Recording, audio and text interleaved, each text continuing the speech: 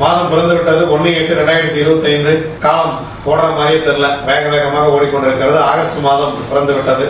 இந்த மாதத்துல மிக முக்கியமான நிகழ்வுகள் நிறைய இருக்கிறது.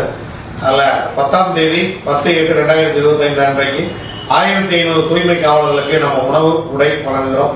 2300 பேருக்கு சாப்பாடு கொடுக்குறோம், 1500 பேருக்கு உடை கொடுக்குறோம். ஏற்கனவே நம்ம ஒரு 600-700 பேருக்கு உடை கொடுத்துட்டதுனால மீதி இருக்கிறவங்களுக்கு மட்டும் உடை கொடுக்குறோம்.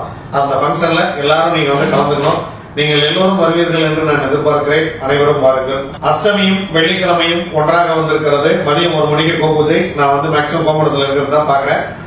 அதனால முடிஞ்ச அளவுக்கு நான் இருப்பேன். வாங்க பாத்துக்கலாம்.